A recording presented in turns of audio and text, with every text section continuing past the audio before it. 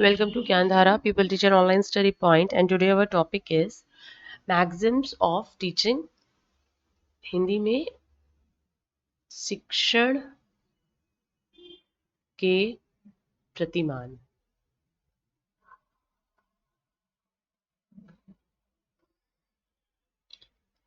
So they are universally found facts by the teachers, psychologists on the basis of their experiences and uh, basically अगर आप कहेंगे कि who are the main one for the development of these, you're developing these teaching maxims, so they are Herbert Spencer and Comenius. Okay, so first of all we have to know that what are maxims. So maxims are actually, they are fundamental principles or rule of conduct. So when we do teaching and or we say teaching learning process, so there are certain kinds of you can say other matlab an important and essential task of a teacher here is to teach students as per as their interest, their curiosity, and explains knowledge so well so that student can do bestest learning experience. So a good teacher should succeed in transmitting his knowledge and experience to the students, and that is why these maxims have been discovered, so they can be used in order to make the teaching learning process more effective and scientific. And just because the maxims, are very useful under all kinds of teaching experiences, all kinds of circumstances, so these maxims are universally acceptable and reliable. So I can write here: teaching maxims are universally acceptable and reliable. Without teaching maxims, they are the rules, fundamental rules of teaching. All the teaching principles can be said completed without maxims of teaching. So, or what are maxims of teaching? They are actually, matlab they are on the basis of different discoveries in the educational field. Experienced teachers, psychologists, and educationists have presented their experiments and their mode of judgment in form of these maxims, which are now universally used by all the teachers in their teaching learning uh, processes. Kinds of maxims in their teaching. There are lots of maxims of teaching, but in this video I am going to tell you only 11 the important ones. First is from known to unknown. From known to unknown, it means that students have certain knowledge of everything in their mind. So this maxim tells us that new knowledge should always be imparted to students by connecting it with his previous knowledge. So previous knowledge से new knowledge की तरफ उन्हें जाना चाहिए. जैसे example के तौर पे अगर आप उसको सोलर सिस्टम पढ़ा रहे हैं तो उसके पहले आप उसको उसे सन पता होगा, अर्थ पता होगा, तो जो उसकी पूर्व ज्ञान है उससे कनेक्ट करते हुए हमेशा उसे न्यू नॉलेज देनी चाहिए according to this maxim. Second maxim is from simple to complex. So when a teacher and students take participation in teaching learning process, student always want first to learn simple things, and it is the duty of the teacher to present students simpler thing first, then they have to use complex things after, when the student have learned the simple things. Like example, if a teacher have to teach the sentence to the student, first he must give the knowledge of alphabets, then he will give the knowledge of words, and then he will give the knowledge of whole sentence.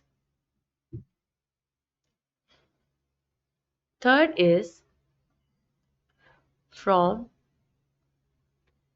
indefinite to definite. This maxim says that every student have certain general knowledge of almost everything. Suppose अगर आप student को physics में बायनेंसी force सिखाना चाहते हैं, तो आप उसको सबसे पहले वाटर वाटर और उसमें कौन सी चीज़ें डूबती हैं, कौन सी उभरती हैं, ये चीज़ों की नॉलेज, मतलब जो उनके वेग आइडियाज़ हैं, रॉ आइडियाज़ होते हैं, पहले उनको उसकी उन नॉलेज को गेन कराते हुए फिर उन्हें ग्रेजुअली नई नॉलेज की तरफ रॉ आइडियाज से कनेक्ट करते हुए उनको definite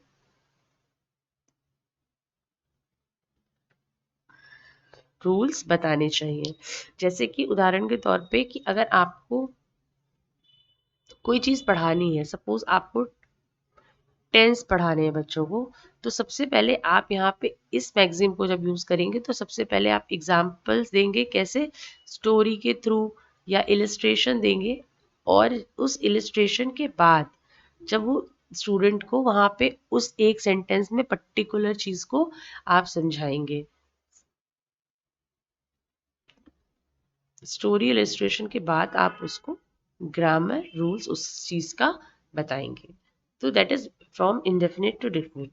Now next maxim is from empirical to rational.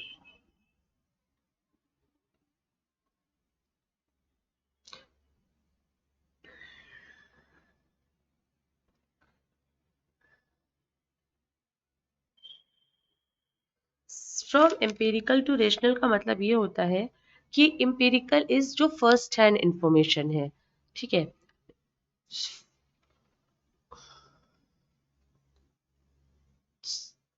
किसी भी चीज़ को पढ़ाने के बाद पहले जब जो फर्स्ट हैंड इंफॉर्मेशन होती है स्टूडेंट को, हम पहले वो देते हैं, और जब उसको वो नॉलेज पता चल जाती है फिर हम उसके बारे में आर्ग्यूमेंट, डिस्कशन या एक्सप्लेनेशन करते हैं। तो किसी भी चीज़ के बारे में अगर हमें जैसे एग्जांपल के तौर पे हम इलेक्ट्रिसिटी पढ़ा रहे हैं, तो पहले हम क्लासरूम की बात करेंगे, स्विचेस की बात करेंगे, और उसके बाद धीरे धीरे आते आते हम उसको एक रैशनल चीज़ पे डिस्कस करते हुए एक फैक्ट्स, एक्सपेरिमेंट और फैक्ट्स को लाएंगे। तो a teacher should always present first of all direct experience to the student, then it should make an effort to make them rational after discussion और after explanation. So first hand information should be given. इसको एक दूसरे तरीके से ऐसे समझ सकते हैं कि फर्स्ट हैंड इंफॉर्मेशन से हमें लेस मेंटल मेच्योरिटी मिलेगी, पहले स्टूडेंट्स के पास होती है, उसके बाद उसको सिखा कर हम उसे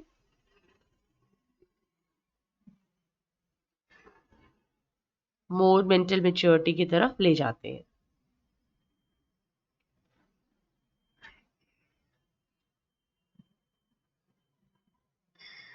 ओके, नेक्स्ट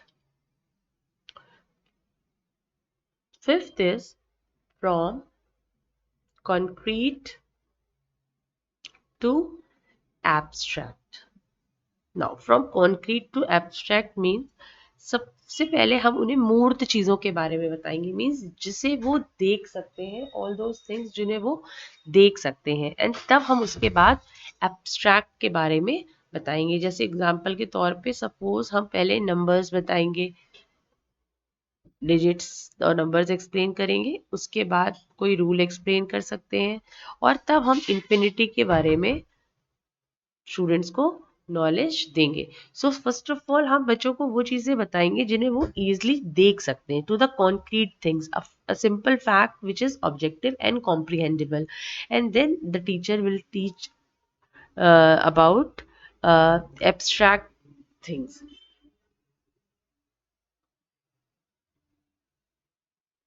Next is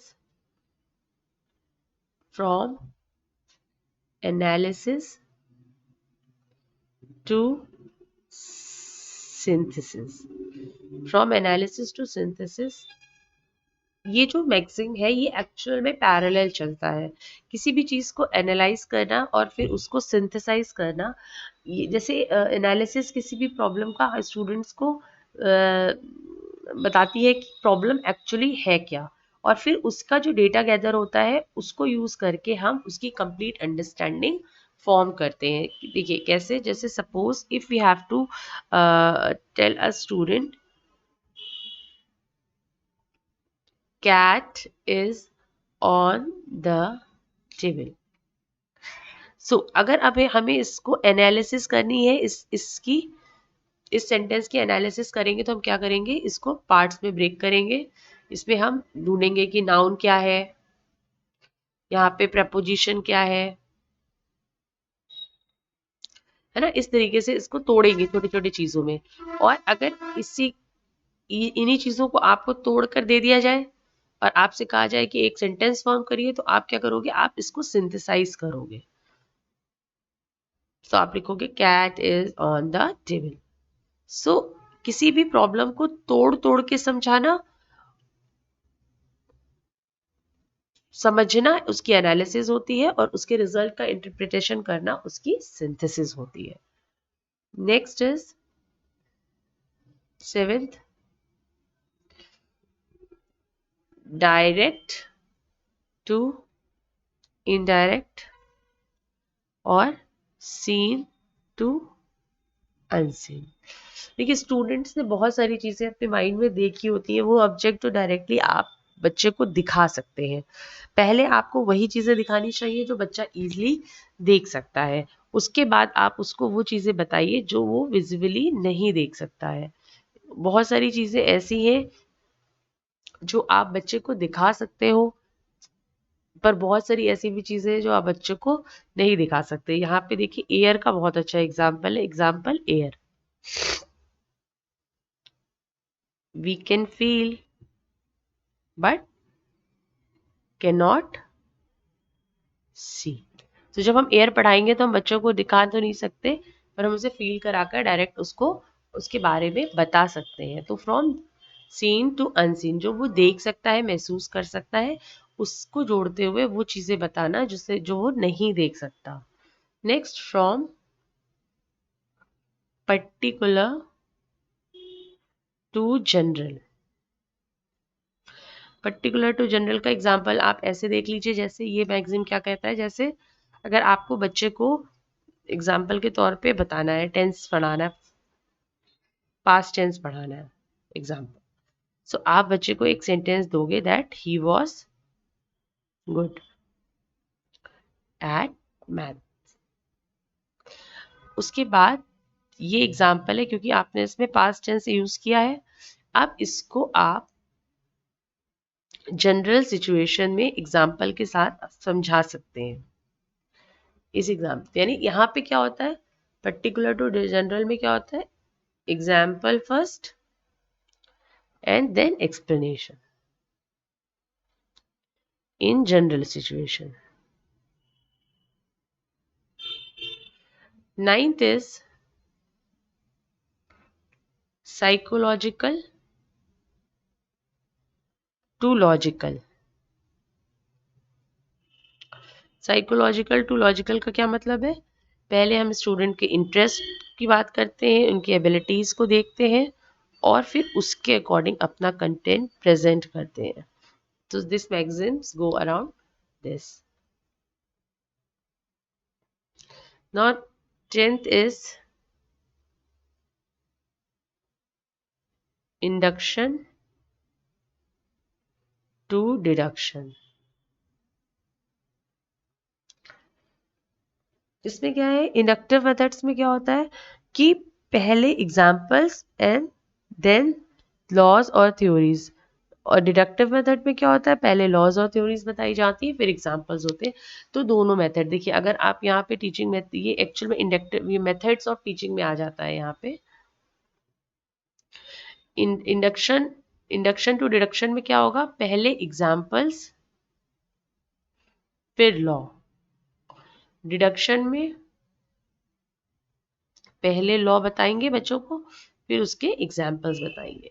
तो ये दोनों हैंड टू हैंड वाले हैं, जैसे एनालिसिस और सिंथेसिस होता है। And last is 11th one, sorry इसमें जगह नहीं है, फ्रॉम होल टू पार्ट। ये गेस्टाल्ट साइकोलॉजी पे ये वाला मैगजीन है, बेस्ड है। कैसे, जैसे मैंने आपको एग्जांपल दिया भी था, अगर हमें किसी पार्ट्स ऑफ फ्लावर या पार्ट्स ऑफ प्लांट पढ़ाना है तो हम पहले बच्चे को पूरा प्लांट दिखाएंगे, उसका प्लांट एक्सप्लेन करेंगे, उसके बाद उसके पार्ट्स समझाएंगे एक एक करके। तो these are the important magazines. मैंने एग्जाम्पल से इसलिए बताया ताकि आप इजली अपने मतलब कंसेप्ट को क्लियर कर सको, क्योंकि सारे मैगजीन्स लगभग कुछ कुछ चीज़ों में ही अलग है, बाकी मेन आपको लगेंगे ये तो सब एक ही जैसे हैं। No, actually they are not same, but इनका जो जिस्ट है, आप कह सकते हो जो कोर है वो सेम होता है। बच्चे की प्रॉब्लम्स को समझते हुए उन्हें समझाना, लेकिन हर सब्जेक्ट को अलग अलग तरीके के मैगजीन से बताया जाता है। जैसे नोन टू अननोन जो है वो आप इंट्रोडक्शन के टाइम पे यूज़ कर सकते हैं। सिंपल टू कॉम्प्लेक्स है, ये आप जूनियर क्लासेस में कर सकते हैं। इनडेफिनेट टू डेफिनेट वाला है, ये आप जब टीनेजर्स को पढ़ाते हो तब ये रूल यूज़ कर सकते हो, है ना। ऐसे ही जब आप साइंस वगैरह पढ़ाते हैं बच्चों को तो आप डायरेक्ट टू इनडायरेक्ट की तरफ ले जा सकते हैं। इंग्लिश पढ़ा रहे हैं तो आप एनालिसिस सिंथेसिस वाला मैगजीन यूज़ कर सकते हैं, इंडक्टिव डिडक्टिव मेथड्स यूज़ कर सकते हैं। अगेन साइंस पढ़ा रहे हो तो होल टू पार्ट वाला समझा सकते हो। सो डिफरेंट सब्जेक्ट्स के अकॉर्डिंग, डिफरेंट कंटेंट्स के according we can change our teaching magazines. Now, what are the advantages of teaching maxims? So basically, they are a maxims of teaching. They help student to learn better because these maxims are built up in the form according to how human mind processes new information. So क्योंकि ये psychology के ऊपर based होते हैं, इसलिए students अगर maxims के द्वारा पढ़ाए गए हैं तो आप मतलब उनकी जो नॉलेज है वो बहुत बहुत ज़्यादा बेहतर हो सकती है। और स्पेसिफिक क्लियर डिफाइंड इंफॉर्मेशन अगर स्टूडेंट्स की होगी, then there will be solid foundation of the knowledge. तो अगर आपकी आंसर क्वेश्चन में ये आता है तो आप पॉइंट वाइज ये लिख सकते हो। Third example is magazines are scientific. So ये साइंटिफिक है, इसलिए ये बेनिफिशियल होते हैं टीचिंग लर्निंग प्रोसेस के लिए। मैगजीन्स मेक टीएलपी है, TLP is teaching learning process more effective. Okay, next is it is based on psychological principles. Sixth, it can be used in all kinds of circumstances. ऐसा नहीं है कि केवल बच्चों को क्लासरूम लर्निंग में ही आप मैगजीन्स यूज़ कर सकते हो, अपने घर में बच्चों को सिखाने के लिए कोई भी चीज़, या फिर अगर आप स्टूडेंट्स को कोई प्रैक्टिकल नॉलेज दे रहे हो या कोई स्किल ट्रेनर्स है, हर सर्कमस्टेंसेस में मैगजीन्स टीचिंग्स जो है वो यूज़ किए जाते हैं।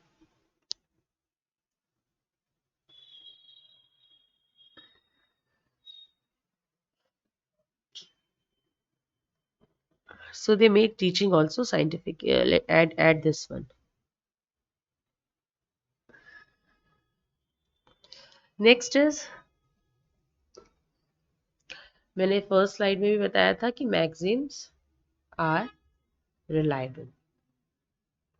So any teacher can use these maxims to strengthen up their teaching process. तो आई होप आपको टीचिंग मैगजिम्स क्लियर हो गए होंगे. They are very very simple but very very effective.